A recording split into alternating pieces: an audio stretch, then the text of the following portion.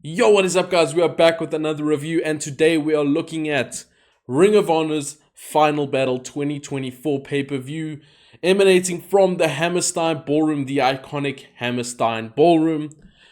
Look, I didn't watch the 0 hour, so we can completely skip past that. Don't blame me. It was 3 a.m. here, so let's move on past that.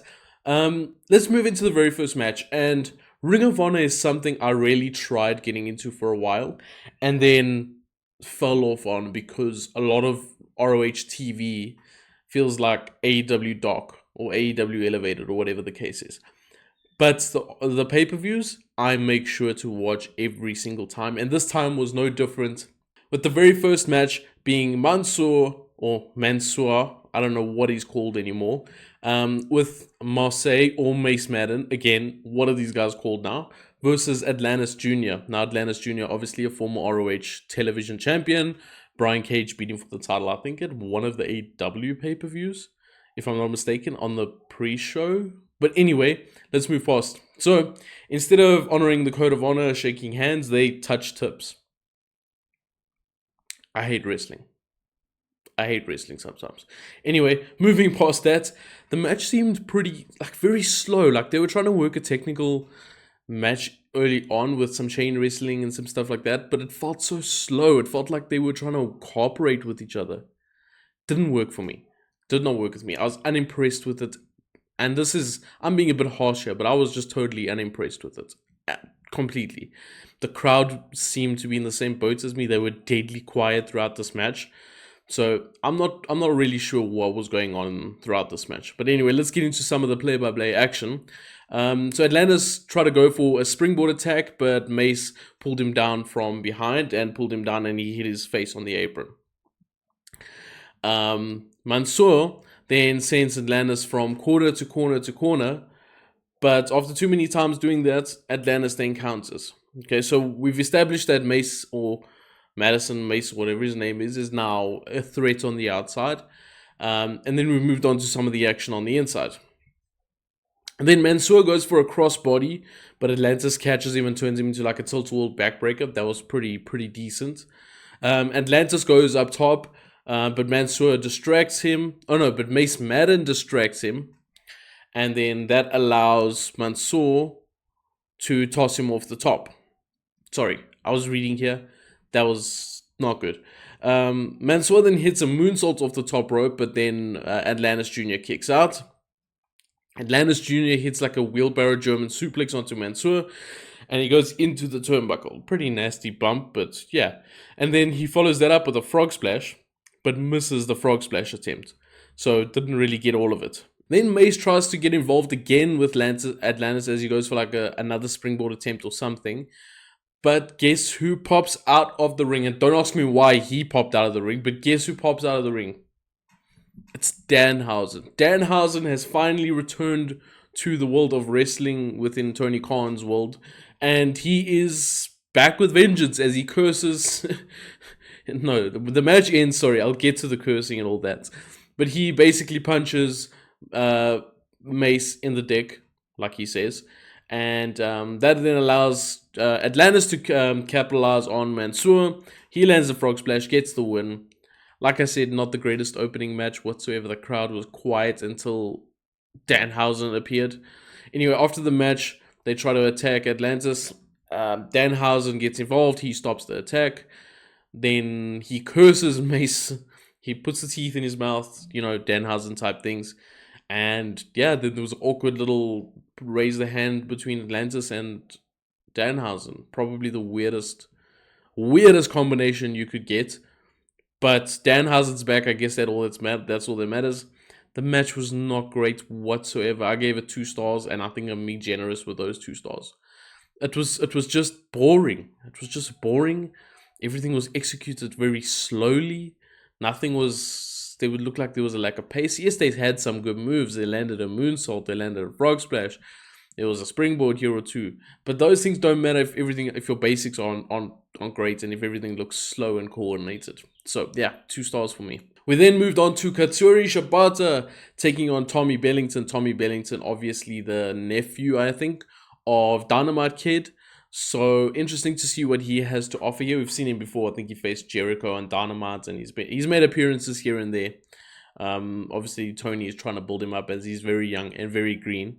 But we get some nice chain wrestling to start the match off, and that does not surprise me. It does not surprise me that they look at a very technical element for this match because, as commentary says, Tommy Bellington is actually from the Snake Pit in Wigan. That was his wrestling school. If you know anything about the Snake Pit in Wigan, fantastic technical wrestling school. I can't remember who started that school. Why do I have Billy Robinson in my head? It's probably very wrong. But that's one of the top schools in the UK when it comes to technical wrestling for sure. Tommy then lands a suicide dive to the outside, but doesn't. That doesn't give too much of an advantage because obviously Shibata does not know how to sell. Sorry. Shibata didn't sell. I'm not saying he doesn't know how to sell. But Shibata quickly took the advantage. I mean, he probably sold the dive, but not long after he was taking control again. And then locked in a figure four in the middle of the ring, which Atlantis eventually gets out of after a little bit of not Atlantis, why am I saying that? Tommy gets out of after a little bit of rolling back and forth and putting the pressure on either person. We then had German suplexes from both men, which were no sold. Great stuff, great wrestling. Shibata lands a big drop kick in the corner, followed by a suplex, but only manages to get a 2 count. You know, his drop kick where he runs and dives while you are seated in the corner. He does that in a lot of matches. Shibata then locks in a triangle choke, and Tommy actually starts slowly getting to the ropes, eventually gets out. But what I don't understand is how Tommy was so unfazed about it afterwards. He was up quickly and doing his wrestling. Sell the effects of the chokehold that you were in for a good while. Like, it wasn't extremely long, but it was long enough to the point where you need to sell afterwards. A little bit disappointing in that, but he is green. But I guess he's also facing Shibata, so what does that matter? Anyway, he makes his comeback, a couple drop kicks, drop kick off the top rope. Tommy then goes for a leaping DDT on the apron, but he didn't really land it properly, I must say. Like, Shibata was on the outside, Tommy's running, he jumps off the ropes and then goes to the outside, tries to land DDT, doesn't quite get all of it. Wasn't very good. Tommy lands, and then Tommy eventually lands his flying headbutt, but Shibata rolls away and he does not get the pin. So they kept the move strong at least. Shibata didn't kick out at 1 or something fucking stupid. Sorry for my language. I don't usually swear, but the no selling pisses me off, guys. Shibata then locks in a sleeper hold just out of nowhere. No build to it. And then Tommy gets put to sleep. This match was executed better than the first match, but the psychology of this match didn't work for me whatsoever. But the technical wrestling was so well executed, I gave it a 2.25 stars at least. But the ring psychology brought it down. Have some proper ring psychology, and this could have been a 3-star match in my opinion, because what they were doing was good. It's just maybe they were rushed for time, so they couldn't sell enough and still get all their stuff in. But then you do a different match. So yeah, the inconsistencies in the selling were a big factor in the low score, unfortunately. If you don't like it, tough. We then moved on to one of my favorite matches of the night, I will be honest. It's Jay Lethal taking on QT Marshall, but that's not what we get. We get QT Marshall dressed up as NWO Randy Savage, and we get Jay Lethal. Black Machismo is back, and I popped for Black Machismo, I'm not gonna lie. Which is obviously Jay Lethal's version of Randy Savage, like his impersonation, I guess, of Randy Savage. This is silly stuff. Wrestling is silly sometimes. But I enjoyed it in this context because it's been done before. It's not utter rubbish. And they were consistent throughout it. And if this is the only match that had the silliness, I'm fine with that, you know? Sometimes it's okay. So there's obviously a pretty decent story going to this match because it's way back in ROH actually. Jay Lethal had a match with QT Marshall and something went wrong and QT actually had to have pins placed into his neck. So he got injured in that match. So that is a pretty interesting dynamic to add to this match. Jay Lethal starts the match doing some typical Randy Savage numbers, you know, where you throw him over where you throw them towards the ropes and then you throw them over, but Randy also, or Jay Lethal also falls to the outside. I did a terrible job at explaining that. But if you've watched any Randy Savage match, you know exactly what I'm talking about. He does the whole finger points and the spinning and all of that. He tries to get a little bit of the Randy Savage stuff out of the way early on, which is fine, you know. Randy Savage, QT Marshall then puts his wife in the way of an attack by Jay Lethal, which is quite funny because we all know that's something Randy Savage would have done with Miss Elizabeth. But then Jay Lethal somehow bypasses that and still gets to QT Marshall, sending him into the barricade. And then somehow Sherry, it's actually Jeff Jarrett's wife, Karen Jarrett, is that her name? Yes, she gets involved, and I think, does she slap Jay Lethal, or she wants to slap Jay Lethal? I can't remember now. This was 3 a.m. guys, but they were just playing up to the old Elizabeth and Sherry stuff, you know. It was good fun at the end of the day. QT Marshall then lands a tornado DDT in the ring, and this finally turns the tides into QT's favor for a bit. We then had some great old school wrestling with both men running the ropes, drop downs, shoulder tackles, leapfrogs, all of that stuff. And it was some good wrestling for a moment there. I enjoyed that sort of stuff. We then had, that all happened until QT hung Jay Lethal on the ropes. So Jay Lethal ran in, QT lifted him, and then he fell all the way back into the ropes, essentially choking on the ropes. QT then pulls Aaron Solo into the ring while trying to avoid the figure 4 from Jay Lethal. So he's trying to get out, and then Aaron Solo tries to help, and eventually he gets pulled into the ring as well. But then Sanjay Dutt comes in. He locks in the figure 4 on Aaron Solo, while Jay Lethal has the figure 4 on QT. Fun moments. Sanjay Dutt's last match was apparently for ROH in the Hammerstein Ballroom, so that's good stuff. Jay Lethal then goes for the elbow drop, but QT pulls the ref in the way, and then Solo actually pulls off, Aaron Solo at ringside pushes off Jay Lethal.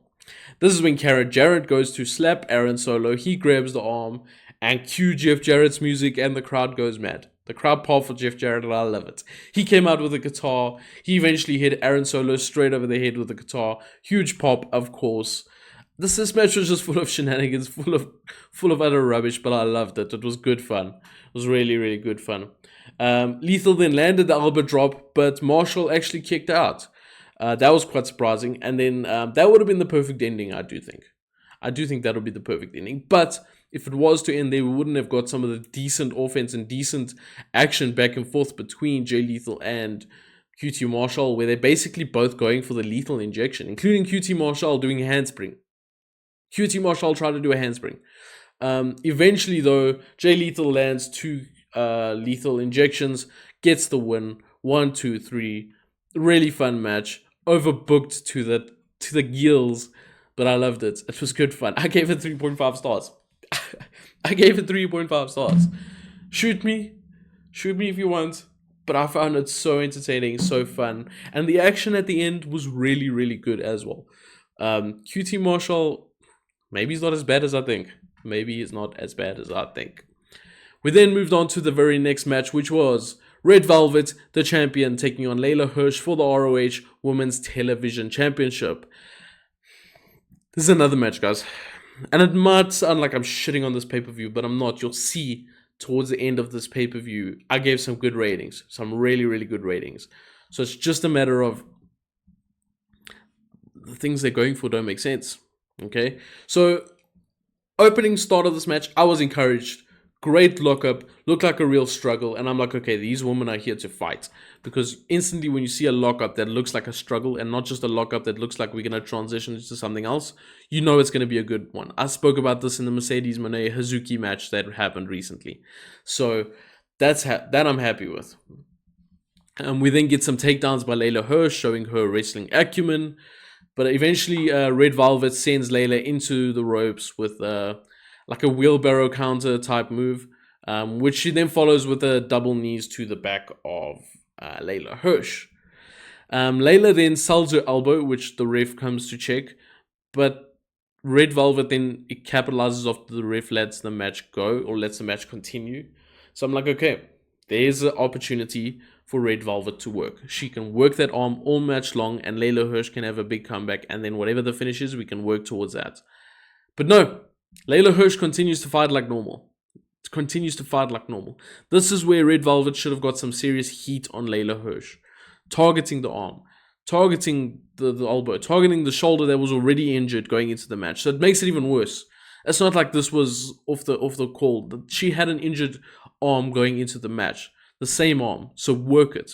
But they didn't. They missed the opportunity. If anything, Leyla Hirsch worked the arm of Red Velvet.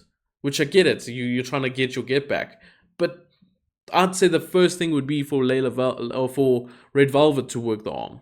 Anyway, back and forth action, but I'm out of it because Leyla Hirsch is the dominant one, but she's selling her arm at the same time. But it's not like Red Velvet's done damage to her arm. Red Velvet then goes for a superplex, but Leyla Hirsch lands some sort of like tilting German suplex off the top rope and gets a 2 count. Surprised she can do that with such a broken arm, but anyway. Red Velvet gets caught, and Leyla lands a power bomb, followed by a moonsault for a near fall. That was good stuff, really good stuff. But again, doesn't even sell the arm after landing the power bomb. Leyla locks in an armbar, so Layla's locking in an armbar onto Velvet Sky. You see the problem here. But Velvet lifts her up, lands a power bomb, and Leyla grabs the rope at the 2 counts. So barely grabs the rope, by the way. Like she missed that rope, but we'll leave that for now. Red Velvet then lands a huge knockout punch. Obviously, we know, and the commentary team brought light to it a lot, that Red Velvet comes from a boxing family. Her father was a world champion at some point in whatever weight division. But instead of going for the pin, even though this woman was knocked out cold apparently, she tries to go for another move, and then all of a sudden Leyla Hirsch is reversing the move. And it's like, okay, you went from fast asleep to all of a sudden reversing a move and back at 100%. Sell the damn punch a little bit. Wake up, get groggy, and then start waking up and then do your thing. You know, you don't just wake up instantly. Anyway, Velvet then gets a turnbuckle from under the ring. So after the ref was looking at Leyla Hirsch, she gets a huge ass turnbuckle under the ring. The ref takes the turnbuckle from her, but Velvet Sky has a wrench, and she uses the wrench to take out Leyla Hirsch and get the pin 1, 2, 3. She retains her title.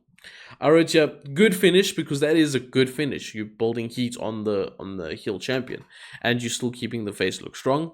Good finish with well executed wrestling, because the actual wrestling was well executed. But the psychology of this entire match was off.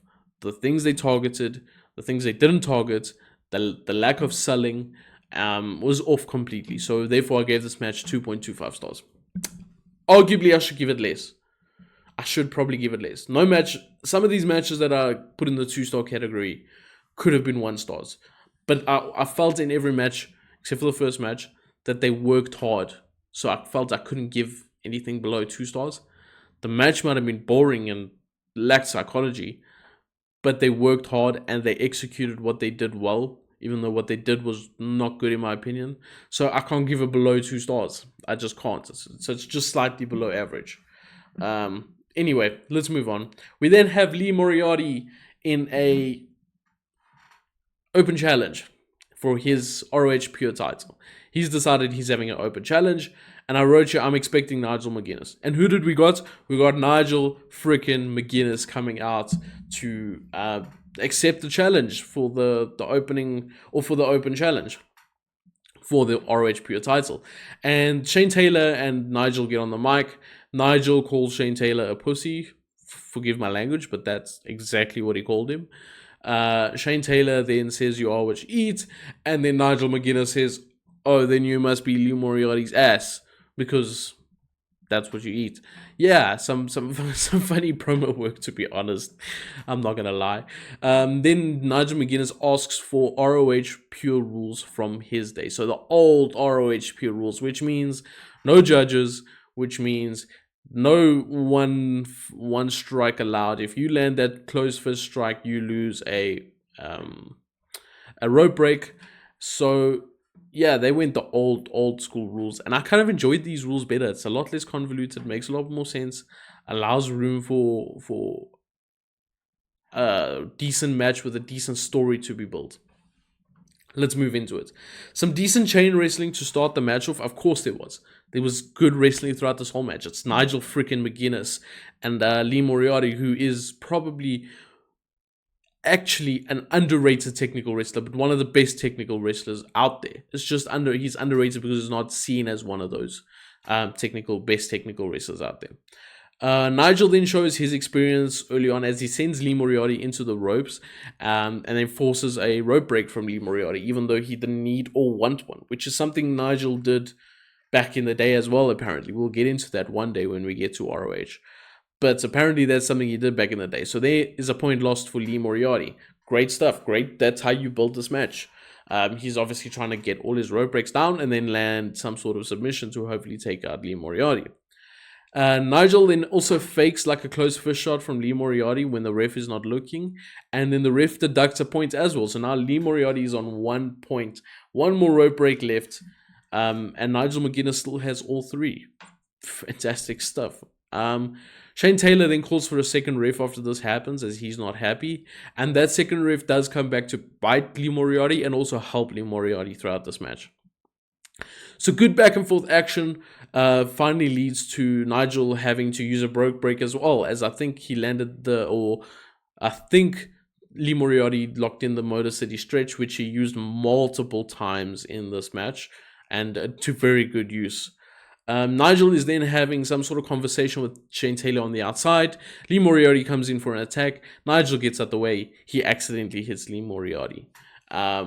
This is now... Nigel climbs into the ring. Lee Moriarty is out on the outside. Nigel's looking for a count-out win. Lee Moriarty gets in at the 19 counts. Remember, in ROH, we got 20. Oh, no. Sorry. It was a 10 count. Because of the old rules, it went back to a 10 count, not a 20 count, which was interesting. I quite like that as well. There's 20 counts. We don't need it. Anyway, Lee later on then lands a belly-to-belly and goes to the top rope, but Nigel gets up and lands the Tower of London for a near fall. I thought he lands a couple Tower of Londons in this match, but anyway. Lee locks in the Motor City stretch once again, and Nigel gets to the ropes. One more rope break for each man left now, so they've both exhausted 2 of their rope breaks, and now it's game on now. Nigel tries to do his headstand thing in the corner after Lee Moriarty shoots him into the corner. Lee Moriarty is having none of it and just straight up kicks him in the face. That was great stuff. Because why would you let him do the handstand? Like, realistically, why would you ever let him do it? Then we get another Motor City stretch, and Nigel McGuinness uses last rope break. He has no more rope breaks left. Lee then rolls up Nigel, and the second ref comes back and stops the counts because Lee Moriarty was using the ropes for leverage. So that's where it comes back to bite him. Nigel then lands a huge Les Killers, which is his... lariat, where he bounces off the ropes and then comes into it. That gets a 2.99 count. That was pretty cool. Nigel then uses a Tower of London again, but this time Lee gets his foot on the rope. Therefore, using his last rope break, he has no more rope breaks. So that shows how desperate Lee Moriarty was in that situation. After some back and forth action, Nigel then lands a lariat, but only manages a 2 count. Another lariat, a Les Kellet, but only just 2 counts. Nigel gets put into the Motor City stretch once again, but he rolls up Lee Moriarty for a near fall. 1-2, kick out. He just went for this Motor City stretch the whole time. Another Motor City stretch, but Lee Moriarty actually puts his foot on the ropes this time because now he's allowed to. The ropes are completely in play now, and Nigel McGuinness can't get to the ropes to use it as some sort of way to get out. Even though it's not going to break the fall, he would use it for a way to get out. He can't do that anymore. He taps out. Fantastic match, fantastic pure rules match, fantastic technical wrestling from one of the greats, and honestly one of the greats right now. I gave this match 4.25 stars. 4.25 stars. That means it is the second highest match I have rated on this channel so far. By the way, let me guys know, should I make some sort of document and put it in the descriptions of my videos to show you guys maybe the top the 4 stars and above matches that I have. I think that could work. Any match 4-star and above, put it in a spreadsheet, put the show, put the participants, and you guys can see what I have rated 4 stars. Because if I do 5 stars, like, we're gonna have one thing in the spreadsheet. I think we should do that. So I'll work on that, guys. If it's not in this video description, it'll be in the next one. So that was that match. I love that match. I really love that match. I'm a sucker for technical wrestling. I'm a sucker for the likes of Zack Sabre Jr. I'm a sucker for the likes of Nigel McGuinness, Bryan Danielson when he's in his technical wrestling bag, Chad Gable when he decides to get in his technical wrestling bag. I'm a sucker for all of that. So if there's any more of that, feed it to me. Honestly, feed it to me. I think let's start speeding up this video a bit. We then had the Sons of Texas, which is Dustin, Rhodes, and Sammy Guevara, the champions, taking on the Righteous, which is Dutch and Vincent, for the ROH Tag Team Champions. Now, this was a bullrope match, a double bullrope match. And a lot of the action started off hot, quickly. No bullropes for the first bit because Dustin and Sammy attacked the Righteous. Eventually, the Righteous get control, but they don't want to put the bullropes on. They just want to keep attacking Dustin and Sammy. Sammy then turn the tides. They get the advantage, and then they put the bullropes on. Quite simple stuff there. Instantly establishing the heels and establishing the face. There was pretty standard bullrope action between both teams until action went onto the outside, where Dutch was then landed a big boss slam onto Dustin Rhodes, and on the inside of the ring, we saw Vincent and Sammy Guevara clash. Dutch then goes and grabs a table with barbed wire all over it. He places it down. Him and Dustin fight on the turnbuckle, and Dutch ends up going through it. Of course he did. Like, you could see it from a mile away. Dutch ends up going through to it. I wish they did maybe build the suspense to that a bit more, but it was clear as day Dutch was getting himself through that. He was then out for a while. Vincent comes in and he actually strangles Dustin Rhodes around the turnbuckle with the bullrope, and Dustin Rhodes is about to pass out. He's done for. He's not getting back, but Sami Zayn comes in, makes the save, takes out Vincent, and then now they fight to the outside. And this is where I think Vincent then cuts his rope off, and Sammy Guevara also then cuts his rope off. So, or I assume Sammy cut his rope off. We didn't see it, but Vincent cut himself loose, and then later on Sammy does. Sammy then grabs out a table for himself, grabs the ladder out as well, puts it pretty close to each other, I'm not going to lie. Puts Vincent on top. Sammy goes for a swanton, but like almost like a cannonball type thing. But Vincent gets out the way, and Sammy crashes through the table. He might have hit his head on the ladder, but I don't think so. And he goes back into the ring and targets Dustin. But this is where Dustin now is alive and well. And Dustin gets clocked by the cowbell by Dutch, but he gets knocked out, or he gets taken out, goes for the pin, 2.99, that's it. It's now 2-1 on Dustin. He is not going to cope. And Sammy, of course, is out from going through the table and missing Vincent. The Righteous land Orange Sunshine, but Sammy makes the save just in time. So after some 2-on-1 action, they land Orange Sunshine. Sammy makes the save. It is now 2v2 once again. Sammy lands a cutter and takes out Vincent, leaving Dutch and Dustin in the ring alone. Dustin then lands a huge destroyer on Dutch. I don't know how they managed to get that right. Sammy passes the cowbell to Dustin, the cowbell that was apparently used by Dusty Rhodes. As Dustin points to the heavens, pointing at his father Dusty, and hits Dutch in the face, knocks him out. 1, 2, 3 to retain their tag team titles. Fun match. It was a bullrope match. So if there was a match to throw out all the gimmicks, it was this match. So I enjoyed the hardcore elements of this match, the weapons, the furniture, the whatever you may call it. I enjoyed it in this match because it stayed in this match. With that being said, I actually rated the match 3.5 stars. I thoroughly enjoyed it. Dustin Rhodes will always get me excited. People hate Sammy Guevara. I don't mind Sammy Guevara. And the Righteous are better than people give them credit for. They are. Actually, I thought maybe they should have won, but you know what? Sons of Texas are still building up something here, so let's continue that. I'm sure the Righteous will get their moments again. Then moved on to Brian Cage versus Willie Mack versus AR Fox versus Mark Davis versus Komander versus Blake Christian, all for Brian Cage's ROH World Television Championship. And this is a survival of the fittest 6-man elimination match. Now, I did not take notes of this match, like play by play, because it is impossible. It is impossible. There's too much happening. So what I did take notes of are some of the eliminations. And I just want to say the athleticism from most of the opponents or most of the competitors in this match was amazing. These guys are insane at what they do when it comes to their athleticism and their raw power and whatever it is. So after after a lot of action, Willie Mack then lands stunners on absolutely everybody in the match. But Brian Cage comes in, lands a discus lariat, pinfall, and elimination. Willie Mack is out of there. He's the first to be eliminated. Then AR Fox, after some action, AR Fox gets super power bombed off the top rope by Brian Cage, and he gets eliminated. And at this point, I'm thinking, okay, Brian Cage, 2 eliminations.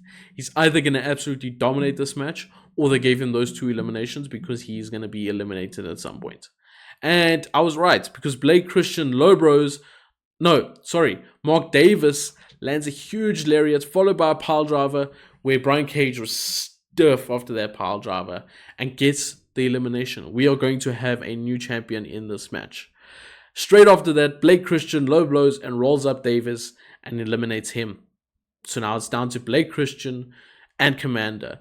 Now I had a few more play-by-play things here.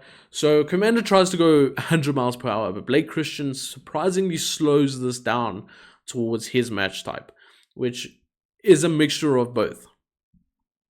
We then get a huge super poison rana by Komander, but Christian manages to roll away before the pin.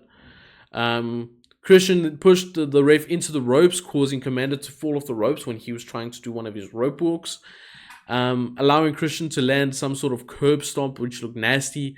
But Komander kicks out at 2.99, and the crowd popped like crazy. Might have been one of the biggest pops of the night. Might have been. We then land a 619. Komander lands a 619, honoring Rey Mysterio and perhaps his uncle that passed away the same day. So RIP to Rey Mysterio Sr. And then he followed that by a shooting star press and gets the win. Another huge pop from the crowd. Blake Christian was playing a fantastic kill, and that really helped Komander here get the big ovation from the crowd.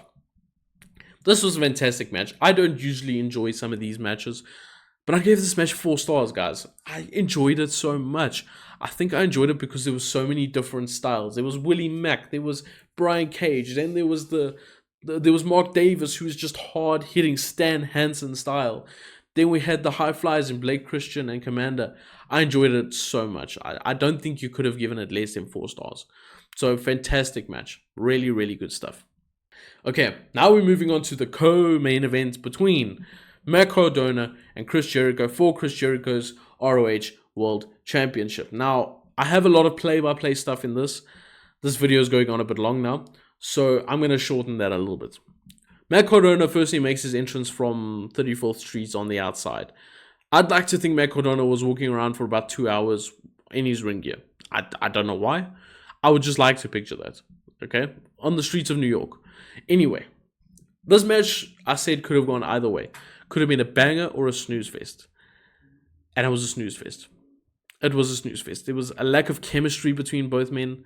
There was slow offense, which we come to expect by Chris Jericho, but yeah, something about it just not mesh well. And this is not Chris Jericho hate, because Lord knows I have some hate for Chris Jericho. But yeah, it just did not work for me. Anyway, Chris Jericho comes out with a Frank Sinatra song, I think, or a ripoff of a Frank Sinatra song. I don't really know. He's wearing the Statue of Liberty thing around his face. He looks like a dickhead. I'm sorry. He looks stupid. Anyway, let's get into this match. Matt Cardona starts the match off with radio silence from the get-go and looks for the pin but doesn't quite get it. There's some action on the outside. Matt Cardona's dad is out there. He pie faces Jericho. We get some action. A little bit of back and forth. Jericho comes back to Matt Cardona's dad and pie faces him back. So maybe it was deserved.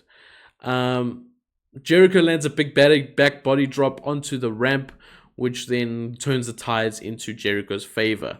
So Matt Cardona barely got in the ring by the 19 counts. This was also very early on in the match. Then we had large parts of the match worked by Jericho now onto Matt Cardona, where he was trying to build some heat, but the fans didn't really care. They didn't really care. Honestly, whatever. We then get a strike exchange from both men, so back and forth strikes with Jericho getting the better. Later on, they're fighting on the top rope. Jericho lands a Hurricane Rana onto Cardona, sending him flying across the ring from the top rope. Cardona eventually begins to fight back with a big forearm and a missile dropkick, but it doesn't last long, as then Jericho goes on to land the Lion Sword later on, and I'm surprised he landed it. I'm surprised he hit it without flopping somehow. Jericho goes for the walls of Jericho, but Cardona reverses it into a spine and then lands a spine buster. Not into a spine buster, but reverses it and then maneuvers into a spine buster. Mats and Jericho fights on the top rope, and then Jericho lands another superplex, which Cardona just no-sells and hits a tiger driver for a 2 count afterwards. Why no-sell the superplex? We've seen no-selling already in this card. Anyway, Cardona then rushes in and eats a code breaker for a 2 count. Another radio silence, but Jericho reverses this one and locks in the Lion Tamer, but luckily Cardona gets to the ropes in time. Cardona then eventually lands his radio silence, but from the top rope, but Big Bill stops the ref from counting, and Brian Keith hits Cardona with the belt in the background. Okay, so now that's it. 1, 2, 3. Jericho wins. Pretty boring, pretty lackluster finish, underwhelming finish. Like I said, I wrote here, alright match, but the finish was super underwhelming. The execution was perhaps off, something just didn't feel right, and the crowd seemed to not even care when Keith took him out. I don't know, man, the chemistry was not good in this match. And the more I think about it, my star rating goes lower. So maybe I should stop thinking about it. I gave it 2 stars. This was the worst match of the night. And it's not necessarily the worst match of the night because what they did was bad. It's the level that you need to be at to be the world title. The men's world title needs to be at a certain level. Therefore, it is going to be judged harder than Mansoor versus Atlantis Jr., who do a 10-minute match. I had to watch 20 minutes of this. You see the difference? Yeah. Let me move on. 2 stars for that. Let's move on to the main event. This is where some of the good stuff is. By the way, after the Cardona Chris Jericho match, Big Bill, Brian Keith, and Jericho started attacking Cardona. Out comes Bandito. Huge surprise. Bandito is back after injury. He comes in, lands a dropkick, a springboard dropkick, hits his head on the mat, trying to do a springboard dropkick, knocks himself silly, probably concusses himself. Underwhelming return in the end because of that. I hope he's okay. But yeah, I just wanted to point that out. I'll probably edit this back in, so don't worry about that. Maybe not the finish. We'll get on to that. Maybe not the finish. But we had Athena taking on Billie Starkz in a 2-year rivalry that went from Billie Starkz being a friend of Athena to being a rival of Athena, to the friend of Athena, to the rival of Athena. This has been a fantastic story. If you've been keeping up with it, you know how good it's been. Let's get into it. So Billie Starkz starts off strong in this match, and she really has a point to prove against Athena. It's clear, and she has a burden that she is trying to defeat here, and that is important to understand for the story. But Athena, a very back and forth opening to this match. Athena takes control though with what they call a Scopronia driver. I've never heard of that in my life, but it's basically when Athena has her in a fireman's carry and then rolls over into like a cartwheel type maneuver, sending Billie Starkz into the mat. The story of this match was that these two just know each other far too well. They clearly were friends at a time, they were enemies at a time, so they know exactly what each other are going to do to each other. Athena then locks in a stretch muffler, which, if we can remember from last year's Final Battle, was an important maneuver in that whole match, an important submission hold to getting Athena the victory last time out. Just like last year, Athena was targeting the long legs of Billie Starkz, and she ties her up in the ropes and just absolutely stomps away at Billie Stark's legs. Athena then drags Billie in front of her mother, and this angers Billie, and she begins to fight back, sending Athena into the staircases.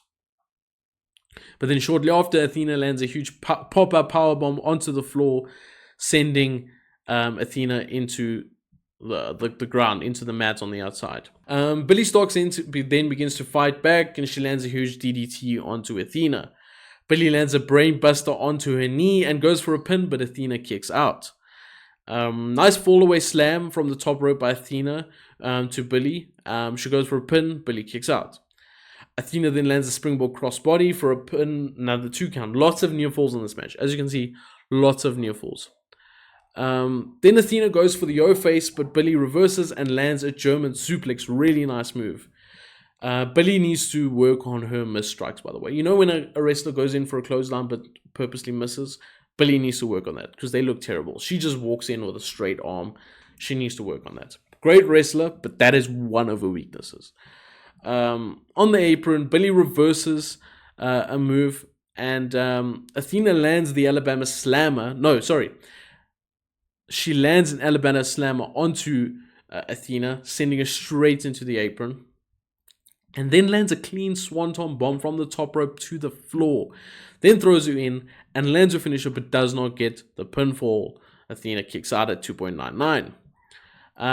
Athena then picks up Billie and just tosses her out the ring. A move that she actually got a lot of backlash for years and years ago, because it does seem awfully dangerous, especially if you don't know it's coming. The ref was then holding up Billie and then on the outside, and then Athena just came in and dived and took them both out. Obviously very tactical.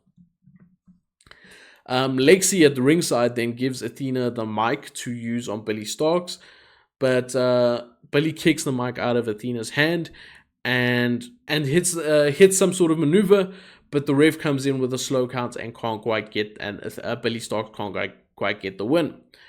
Eventually the turnbuckle peg gets ripped off in an exchange between Athena and Billie Starkz. Athena pushes Billie into the turnbuckle. She gets obviously knocked silly. Then Athena lands the O-face and gets the victory. Billie Starkz did not get the moment we all thought was going to come her way. This match probably went, half an hour? Just short of half an hour maybe? 4 stars in my opinion. 4 stars. So I just want to put that out the way. But let's talk about the fact that Billie Starkz did not get her moment, and Athena's 700-day title reign continues. Was this the right choice? I don't know. Did they miss an opportunity?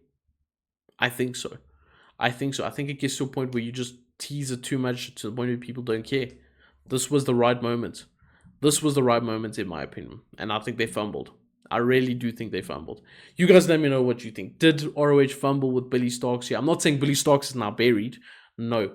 I'm saying this was the peak of Billie Stark's rise in the story. In this specific story. She's only 20 years old. She's got so much to do. But in this story, this was the peak of the story, in my opinion. I don't know if they can replicate where they got to now in another pay-per-view. Maybe even Billie Starkz isn't the one to beat Athena, which I think would be an absolute shame. Absolute shame. So overall, I think this pay-per-view was for sure a mixed bag. The Hammerstein Ballroom was always fun.